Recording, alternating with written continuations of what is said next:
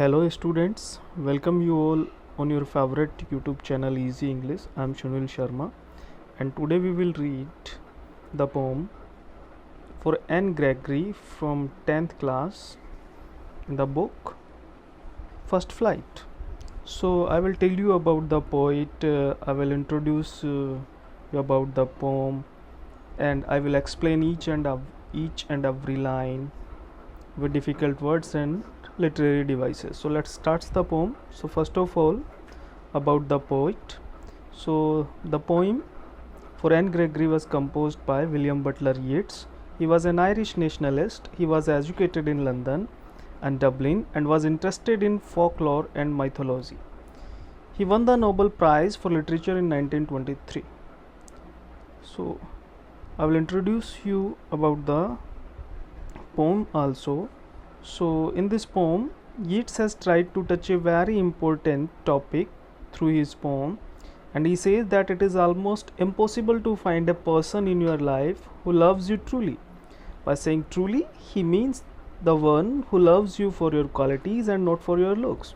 He says that only God loves us for what we are from inside. So let's start the explanation. And the first stanza of the poem is: never shall a young man thrown into despair by those great honey-colored ramparts at your ear love you for yourself alone and not your yellow hair. So in this stanza, the difficult words are: despair means sadness, ramparts means the high white walls around a castle or fort, for example the ramparts of the Red Fort. So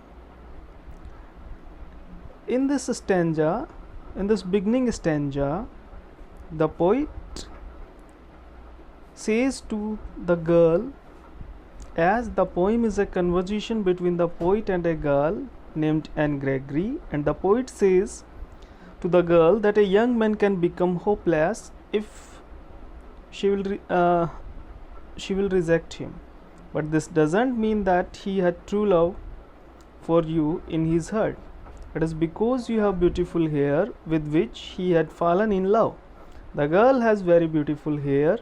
They fall on her ears and seemingly protect them just like a boundary wall protects the fort. So here the poet is pointing out at the reality which many people face during their youth age, that they are liked by the opposite gender not because of their inner beauty but because of their appearance. So the literary devices in this stanza are: rhyming scheme is A, B, C, B, D, B.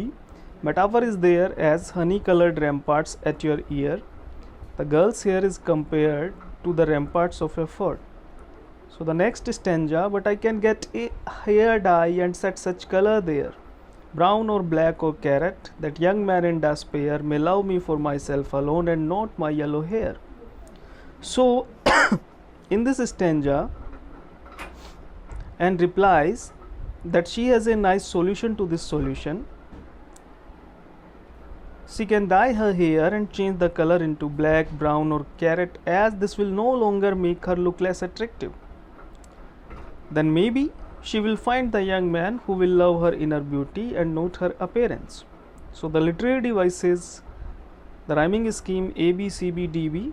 Alliteration is there, repetition of consonant sa sound at the starts of two consecutive words like set and such. The next and the last stanza of the poem: I heard an old religious man but yesternight declare that he had found a text to prove that only God, my dear, could love you for yourself alone and not your yellow hair. So the difficult words here is yesternight, the previous night. So in this concluding stanza, after hearing Anne Gregory, the poet says that he had heard an old religious man saying that he could prove a fact with a text that he had found in some religious book, and the fact was that it is only God who loves us for what we are and not how we look. He loves us for our inner qualities, and only God can do this. So literary devices are rhyming scheme A, B, C, B, D, B. Anaphora, a repeated use of a word at the beginning of two lines that he had found a text. that only God my dear. Alliteration is also there in the words he had, your yellow. So this was the poem, and I hope that you got it very well. Thank you.